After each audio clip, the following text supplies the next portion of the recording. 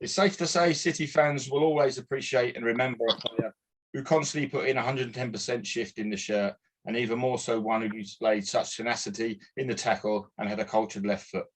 My next guest certainly falls into this category. Welcome and very good evening to Fitzroy Simpson. How are you doing, Fitzroy? I'm good, Mark, mate. Thanks for having me, and sorry it's taken so long. No, it's an absolute pleasure to have you on. So, Wiltshire born, who were Fitzroy Simpson's football idols growing up? I have to say it's quite weird. It was Glenn Hoddle, Ozzy Ardiles, and Billy Bremner. Wow. Yeah. Now he could tackle, couldn't he, Billy Bremner? Yeah. He could. To be honest with you, I mean, Glenn Hoddle, it was a dream for me because Glenn happened to be a player manager with me at Swindon. Mm-hmm. And I was in awe when he walked through the dressing room, and the lads, I was a butt of the jokes from some of the lads because he used to walk with a certain way when he was on the pitch, and he used to like kick his boot down on the heel, and all of a sudden I started to do it, and the boys were laughing at me. It's surreal playing with him, yeah. And Billy Bremner, I remember the Leeds kit was amazing, you know, and I just thought he could shoot for miles, and I thought I'd love to tackle, so I thought I'll have some of that. So you progressed through Swindon's youth setup, then into the first team, and City come calling in March 1992. When did you first hear about City's interest, and how did the move unfold? To be totally honest with you, Mark, at the time there was quite a few interested. I spoke with Tottenham and spoke with Everton. Celtic were involved because of Lumaricari. But funny enough, I was at Man City when I was 11 with me and Chris Coleman, and we used to travel up on the train. But unfortunately, throughout the summer holidays, my mother was a single parent, and it was a big ask sending me up there and all sorts. We couldn't really afford it, so I come back down and then just continued to play locally, playing at Swindon, enjoying myself, and there was options to be made. But funny enough, obviously, my roommate was Nick Summerby at the time at Swindon, and I got to know Mike. And the phone call came from the club at Swindon saying you've got options. So I discussed it on her Zanussi washing machine. And I said, Tottenham are in for me. She said, well, you're not going to London with money in your pocket. That's not happening. I said, sorry, Terry, I'm not Terry Venables. I'm not coming. Then she said to Everton, where is it? Oh, it's too far. And she said, well, you know Mike. He's a good man. He'll look after you. You've been at Man City. You couldn't afford to you were younger. So there's no question. It was always Man City. And I spoke to Mike and spoke to Tony Book. God bless him. He's from Bath. I'm from Melksham, Wiltshire. So we had a little in common. And I just said it was a no-brainer, really, for me. Good stuff. And Tony's still going strong on a match day now. Yeah, I see him the other day. It's always a pleasure. An absolute legend. Great man. Love him to death. Fantastic. So you just turned 22 upon signing, with already almost 100 games under your belt. How would you describe yourself as a player at that stage of your career? It was, I had a great education, to be honest with you, as a player. Even more so now, I'm an adult and more mature. I mean, the grounding couldn't have been better for me. I had some great managers who I took a bit from everybody. I had to, no question, because in my early years, it was Lou Macari, fitness-based, absolutely fitness-based. You know, that was good for me. I had Lou. Then it went a totally different way into Ozzy Ardiles, who was just allowing you to be totally free and technical. And then Hoddle came and he married it all together. He had a vision. He was unique. He allowed you to play a certain way. I think we recall that we were the first team in the country at Swindon to play 3-5-2, so I was adaptable. So my education was based on fitness first and aggression, and Ozzy put some flair in it, and Glenn married it together. And then, you know, I'm glad I played so many games in a team with so much diversity and different managers. So going up to Man City, it was easy to adapt, really. I had to change my style because we were playing one certain way. We had top target man in Niall Quinn, and we were building something, so it was going quite long, but I was adaptable. I could adapt. I mean, three huge names of football, aren't they there? Macari, Ardiles, Hoddle, to work under so young. How did you find Peter Reid, who was another big name midfielder for Everton his day, on your early days at City? Yeah, Peter Reid was great. You know, he was great. He was still a player coach. when I first joined it, he made me feel welcome. He was building something. He had some senior pros in and around me, like Steve McMahon, Niall Quinn, Keith Curl, Terry Phelan, David White, all of these, Andy Hill, these were senior blokes, and Peter Reid, it's the first time I've ever seen something like this where the manager trusted the senior pros to guide him through, whereas every manager I had was more like leadership, dictation, and point. But the gaffer, Peter Reid, he allowed them to keep control and air their views. Even so, to my own admission, I was younger. In my younger days, I wouldn't speak up as much. But it was refreshing to see that he trusted your Steve McMahons, your Niall Quinns, your Keith Curls. And then, Peter was all about aggression and, he ingrained in you what he wanted. He managed how he played 100%. Yeah, sure. So what was the atmosphere in the squad? Like you mentioned, there's some big players, senior players there. How did you find the squad as a whole?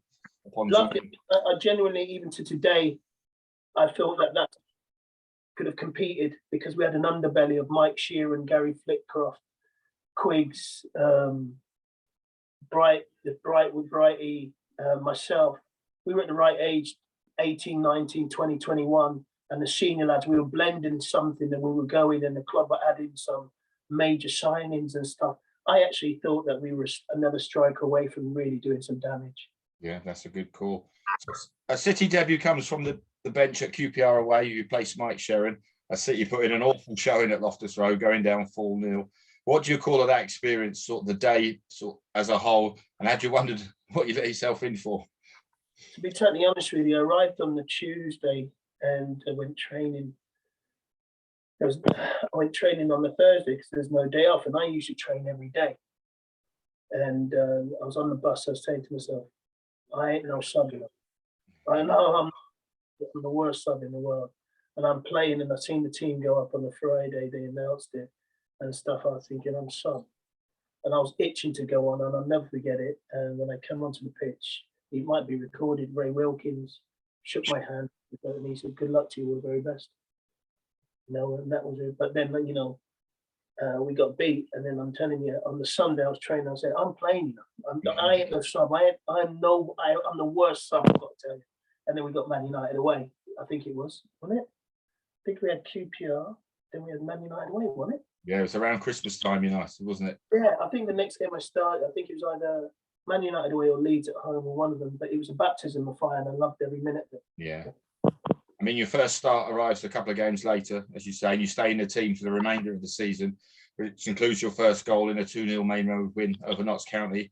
How was you finding the transition to First Division football? The lads made it easy for me. The senior players, the group, the coaching staff, the management made it easy for me, just to go and play. And I just thought they welcomed me so much. I said, well, you know what? Let me just bring Fitz to the party and see where it takes me. Yeah.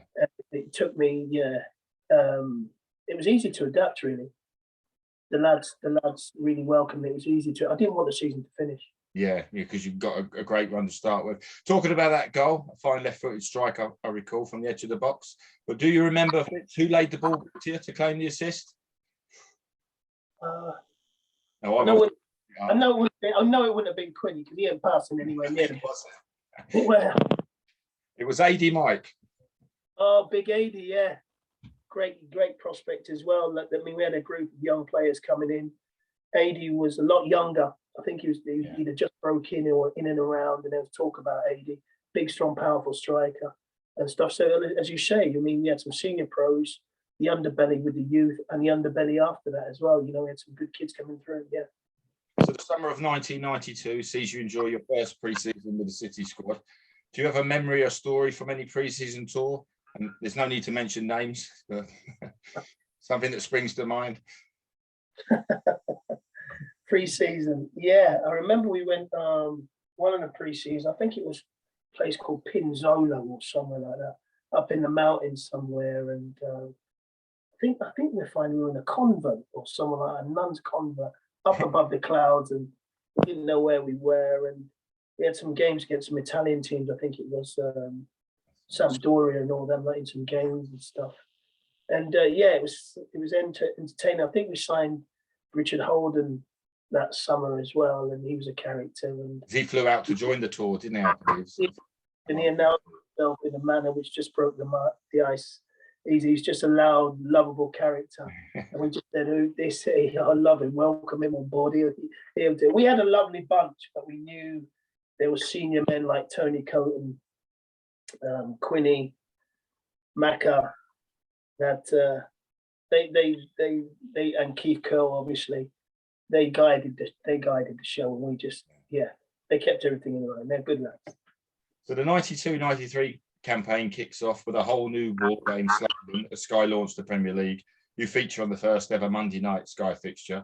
How do you recall that evening, sort of the change, balls being dropped from the sky, dancers pitch side in a 1-1 draw with QPR? I remember, didn't we have mules? Our stand was getting built at the time. Yeah. Quite surreal, and this was the start of the Sky Sports era, and we were on the TV, correct, as you said. And I remember the atmosphere was weird because our ground was under construction. That's right, it was weird. It was weird, but thinking back, it was one each, Yeah, Andy Sinton and David White scored for us early doors. So you fully established yourself as a Premier League player with over 30 games in all competitions during that season. How were you enjoying life in Manchester and as a Premiership footballer? Yeah, I settled. The lads made it easy. It was a total adaptation from a Wiltshire boy living in Manchester in the outskirts of Audley Edge. I lived in Wilmslow. Again, I was directed to live in that area because everybody else was living there. But the truth be told, it's a little bit pretentious for me because, as I say, I'm a country boy. Yeah. I just got my head down and went to work. I didn't really mix up in there. I was living next door to the boss, TC, Tony Coton. So I was his driver, to be fair. To be fair, I was his driver.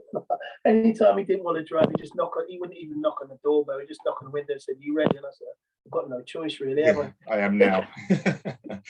So, team bonding, I think they call it now, Fitzroy. But who were the main instigators of a players' night out during that season?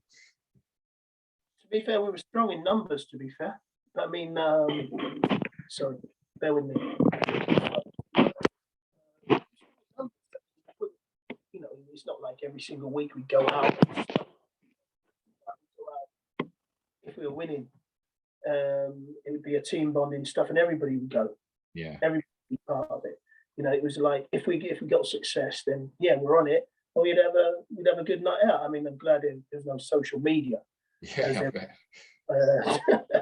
but if we were achieving, we'd do well. But believe you me, if we weren't winning, then there was characters in there said that's not happening. So City go on a great cup run that season. Lots of fans, me included, are convinced that names on the cup. Then Spurs came to Main Road. Was the feeling similar among the squad in that cup run? Got off to a great start, and that Spurs fixture, Mike Sherran put us into an early lead. What went wrong that afternoon? I truly don't know. There was a good feeling in the camp. I remember it. Shares got us off to a start. We just opened the main stand again. We'd opened the stand. It was on TV. And we had a great start. And I truly don't know what happened, but I remember the fans invaded the pitch and they wanted to called off. And I was saying, get it called off. So Terry Phelan ran the length of the pitch. Then Terry Phelan scored the best pissed off goal I've ever seen in my life. He just said, right, this is it. I'm off it. I'm off on one. He scored the best goal. And I don't know what happened, but I had a general feeling that we could go all the way. Yeah, it certainly appeared that way. But so I appreciate it's 30 years ago now, but what was an average training day like at City during the period under Peter Reid? What time would you get in, and how intense were the days? No, it depends. I mean, if we'd have played on a Saturday and we didn't have a midweek game, then we'd tend to have Sunday off. Those who didn't play or start or play as many minutes, 90 minutes or anything below 45 minutes, we come in on a Monday about 9 o'clock. I would get in there early because we had a group of young lads, Shares, and we used to play head tennis for about an hour before, competition. It was fierce. Get there and then go over to Platt Lane and do your sessions. Depends really if there was a midweek game. If there wasn't, then Tuesdays was we knew the beasting was coming, the running was coming because we'd have off to reporting for Wednesday. Pretty much whatever. It depends on the results really. It really did. Depends if the camp was in a good position. then if not, then it was intense. The training was intense because everybody wanted to play. Yeah. So the 93-94 campaign starts with a home draw with Leeds, in which you start the fixture. But trouble's brewing as Peter Reid is fired after just 4 games in. Did you see the change coming? And did it concern you at the time, really, with Peter being the manager who brought you to the club? I don't know if I could see the change coming and stuff, but there was rumblings, results weren't going well, and then I don't know. I mean, a lot of the senior lads were making, they knew more about it than us. It filtered down, and then when the gaffer got fired and stuff, and then somebody else was brought in, you just said, well, okay, what are we going to do here now? What's he want? And I think you'll find it was Brian Horton who came in. I knew Brian because he was the Oxford manager and David Moss. He was at Oxford and I was at Swindon, so we had a little rivalry anyway. Big derby game, obviously. Derby game and stuff, and it got heated between myself and that little mob over there and the management staff. He was certainly aware of you then when he came in. Yeah. To be fair, I did say to some of the lads when I knew it was the Brian Horton, because we got into a couple of altercations down at their gaff personally. Yeah. And I said, I'll tell you, I'll bet you any money I'm going to be surplus here. And Mossy come through the door. I said, hi, David. He's a good lad as well, by the way. I love him to death. And the gaffer, Brian Horton, he's a good bloke. It didn't take him long for me to be right. So if the writing was on the wall. So that season proves to be an inconsistent one. The team was struggling to find form. There was quite a few injuries. New players were coming in. What are your memories looking back at that second full season, obviously under Brian at the club? I think did I not go on loan there to Bristol City at the time? The following season, we'll come on to that. I mean, it was a little bit disappointing. I was in and out. It was like some players coming in, and it was a tough season for us because there was a lot of change. Yeah. There's a lot of change in it, and Peter Reid had his ways of doing things, and allowing the players to do stuff, and manage themselves. He trusted them. He was a good coach, and he trusted the senior lads. And we used to follow lead to the senior lads, and it was a little bit disjointed because we didn't know where we were going. Because of course, Brian came in, he'd done a good job, he had his ways, but then sometimes some rumblings from senior guys, he didn't know where to go. Do you know what I mean? Mm-hmm. Because the team was struggling around March time, but Uwe Rosler, Paul Walsh, and Peter Greig come into the club, and the results start to pick up. Do you remember the impact them 3 had in? Of course. I mean, Uwe came in scoring goals, doing extremely well, working his socks off up top. Then you had a little magician in Paul Walsh, absolute fantastic signing, great bloke, done his bits and pieces, galvanised. And then you got Biggs doing his bits and pieces on the wings. So it did transform us, and we got there. We started to pick up some results. They were good characters to have around. Uwe was a sensation, and Walshy was a little genius, to be fair. So the 94-95 campaign proved to be a frustrating one on a personal level, with just 10 starts and a loan move away. With your contract coming to an end that season, had you spoken with Brian about the possibility of an option to sign a new deal, or do you know you'd be moving on? No, I didn't, because I think at the end, towards the end of that season, I think Brian moved on, and then Alan Ball came in. Is that not correct? Yeah. Brian left at the end of that season as well. At the end of the season, and then I'd done pre-season. We went on tour with Alan Ball, and there was talk of me of a 4-year contract. We played Hearts away in pre-season, and there was talk of me of a new contract, and I was sitting down ready to talk about it. And we played Hearts away, which turned out to be a disaster, I think it was. Yeah, and then on our arrival, I think they got Georgie King-Claxey, and there was talk of people leaving and doing this, but I was quite happy to extend for another 4 years. I think Franny Lee was our chairman at the time, and I had to have discussions with him. And after the Hearts game, the whole world fell to pieces, to be fair. We came back. And then Alan Ball said to me, you've done well in pre-season, your contract's to be discussed. I felt right, I'm buzzing. I had a great pre-season. I'm back in here. I've got to get my head down, do my bit and everything. And then Georgie, sorry, excuse me, my battery. Bear with me, Mark. Let me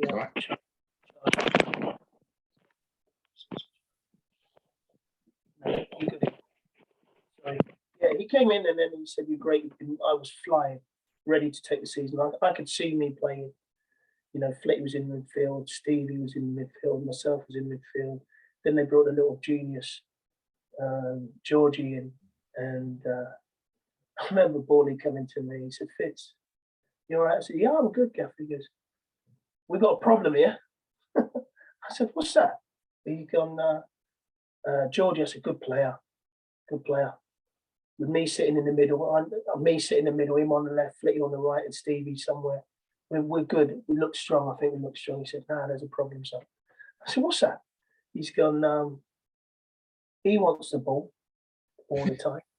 You want the ball all the time." I said, "Yeah." He goes, "The problem is he's better than you." Not the best contract talks you wanted. To be fair, I said, to be fair, the other he has got a better left foot, but he can play on the right side. I can play on the right side, you know. I'm trying to work my way in. He goes, "But there's a centre half that I want." I said, "Well, I can't play centre half. You better get rid of someone else." He said, Nah, son. There's a boy called Kit Simons at Portsmouth that I want." I said, "Well, go and get him then." He goes, "No. They want you." I said, "Well, I ain't going. I've got 4 years. I'm not going anywhere." So then contracts, you know, we continued conversations. And I said, "So what about my 4-year deal?" You know, I went to Franny. He was honest with me, very honest with me. He said, "Look, Fitz, he wants a centre half. I don't want you to go. Do you want to go?" I said, "No, I'm buzzing in pre-season. I'm ready for the season." And he said, "They've got Georgie in, you know, you're going to be sat on the bench." I said, "No, he's going to be sat on the bench. Right? I'm all right. I'm sure I'm okay." You know, I said, "I'm absolutely a confident place now." So as it turned out, then City were honourable. I went down to Portsmouth. I will never forget it. Went down to Portsmouth to speak with them. They said they're going to make me captain and then the leader. If I'd done well in the first year, I could get back to the Premiership and all sorts. But then, unfortunately, I watched a game. I think it was a Simon Cup or something. They were playing something like Torquay or something like that. There's only about 5,000 people down there. So I left the next day. He said, I think it was Terry Fennick. Said, "So you're going to give us an answer?" I said, "No, I'll go back to Manchester." And I remember it was team photo day. And Kit, the deal, he might have signed his deal. I had signed my deal. Right. So I've gone in the dressing room now with a bit of banter, seeing the boys. He said, "Oh, Simo, are you back?" I said, "Yeah, I'm not going." So, "Oh, Simon, you need to take that kit off and get yourself back down the road."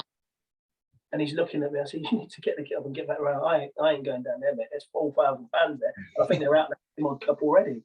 Do you know what I mean? I said, so it's not working out. So anyway, as it happens, I come back to speak to Franny, speak to Mike, who they were special to me up there, still are, you know. And I just said, "Okay, look, I'm going to go. I'm going to fancy a chance of being my own leader, going down to Portsmouth and do that. Thank the boys." And I moved back down south, which wasn't, you know, wasn't far from where I live now. And to his word, Terry Fennick put me in as captain. I drove the team on. It was a rebuilding process because all of a sudden I'm a senior figure now, 24, 25, and I've got a whole load of kids behind me. Mm-hmm. So then I was like, okay, let me start. I enjoyed it and moved on. But unfortunately, City, who I still love, they went down. Yeah. And they went again. Well, we certainly could have done with a bit of fight in midfield that season. So, I mean, you looked at it. I mean, Georgie's a genius. He's a genius. But you had to have some defensive responsibility behind him. And in hindsight, I kept kicking myself. I should have stayed. Yeah. I should have stayed. But then you had Stevie in there. You had Gary Flitcroft in there. You know, but you'd still need another backup and stuff. And Gary went to Blackburn in the March of that season as well. So, you know, you certainly would have done the job for us. So how does Fitzroy Simpson look back now and describe his spell as a Manchester City player? Unfinished business. Really, really unfinished business. I look back and thought, should have stayed. You know, I could have stayed there. I backed myself that summer. I backed myself to kick on with another 4 years and kick on. And really, if I had my eyes on lots personally. Unfinished business. I mean, you live with regret. I do. That's what I really do every day, especially when I get back invited up and see what it is today. But even as it was then, unfinished business for me. You're fondly remembered by the City faithful and are often invited back to the club as guests on match days, as often as this season. How's your relationship with the fans during your playing days, and what's it like now when you go back as a guest? I've got to say, I love my time down there. They hold them dear to my heart. Even on training days at Platt Lane, they could get to you. You felt part of it. Yeah. You know, some sneak a bacon and egg sandwich in the rolling pin in Moss Side. You know, and the people were there. They were, yeah, I love them. You could get to them now, but it's a different world now. Yeah, absolutely. I wanted to interact. I wanted to personally make an apology if I was shit. You know what I mean? You do. I owe you. Do you know well, we told you, didn't we? We let the guys know. I mean, I'm not going to shy away from it like people. I'll say, you're right. You bang. You're right. I owe you. Let me make it up to you next week. Fantastic. Believe me, you won't see that happen again twice. You know, and that's the type of thing that they're special with. They're honest. They're loyal. You know, there's no hidden agenda with these fans. They will give. They want 100%. If we win, lose, you know, as you see when the lads went down the 2 divisions, they follow you everywhere. You know, we were up in Pinzolo. You know, we're only one here. We're in heaven, by the way, and they still made their way. A few went, yeah. So I'll ask you a couple of favourites now. Favourite City teammate? I've got to be honest with you, and this isn't a blag. I got on with it, every last one of them. Fantastic. I mean, I speak to a lot of lads today. Skip, Tony Coat, Keith Cole, sorry, Tony Coat and Michel Vonk. All the lads, we had a strong group. That, you know, if anybody was out of line or anybody wanted to try and be different, trust me, it wouldn't last very long. Yeah. Favourite City match you played in? Leeds, when we beat him at home. 4-0. Yeah, loved it. Yeah. Cantona on his collar. Loved it. Have some of that. What about goal? I know you didn't get that many, and that's not a criticism. Favourite goal? Arsenal. Yeah. That was around Christmas '95, wasn't it? Yeah, I remember Seaman's face. His mouth was wide open. I was waiting for one goodbye. I was like, yeah, that did. So what was your favourite away ground to play at? Man United. Man United. A one-off question here. Who was the worst dressed City teammate while you were there? Rick Holden, no question about it. It's a great shout, yeah. No question about it. He was a unique, nothing matched, but it fitted Rick. Yeah. It worked for him, didn't it? It worked for him. Nobody else could carry it off. No one. And that's the nicest compliment you could pay him, I think. Yeah, he's a great lad, mate. But honestly, he had the best gear I've ever seen. Only he could wear that. True or false? Fitzroy Simpson was sent off on his professional league debut for punching an opponent. True. Fitzroy Simpson was seeding the garden when he got the call to speak. Sorry? Fitzroy Simpson was seeding his garden when he got the call to speak to City. False. Oh, I read that back in the programmes when you signed. You were seeding the garden when the call came. They make this stuff up. No, I'll tell you exactly where I was. I was in my lounge watching TV in one of them old telephones. So, you know, them ring phones. Yeah. And it was a county ground at Swindon. Right. I remember the receptionist saying to me, "Oh, Fitz, you need to come to the county ground." I didn't live too far away. So what's that for? They said they've accepted 3 offers for you. The club's accepted 3, and your boots are in a black bag. And true to their word, they were, because at the time, Glenn Otter was over in Monaco packing up his stuff. Okay. And he wasn't around, and the club had accepted 3 offers from Tottenham, Everton, and Man City. Then I was told you're going to get a phone call from all 3 of them. And I was in my lounge, and I went over and I went, okay, now, they've sold me. I don't know where I'm going. So still true or false, Fitzroy Simpson's first and last City appearances both came against QPR. The first was QPR, so it must be the last, must be QPR. True. Yeah, true. Niall Quinn would often win money from teammates, saving penalties in training. True. Ooh. Right. Who wins? 100-metre race, Keith Curle or Terry Phelan? Curly all day. A 50-50 tackle, Steve McMahon or Fitzroy Simpson? Fitz all day long. So what's Fitzroy Simpson 2022 up to? Me, I'm an intermediary, an agent. I have great pride in working for my federation, the JFF, bringing in sponsorship deals for the country. And today I can announce that we signed a new deal with Adidas, which I brought to the table, which starts in 2023, giving hope for the younger members on the island, boys and girls. I continue to seek sponsorship for them, but that's our major sponsor will be Adidas for 4 years.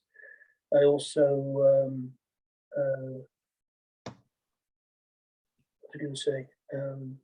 We do the commercial aspects for the federation, which takes up a lot of my time. It keeps you busy. Keeps me absolutely busy in the game of football. Love it. Love unearthing new talents. I haven't unearthed one from Man City yet, but they're a global monster, so I'm not there yet. But I love my life. It's revolved around football.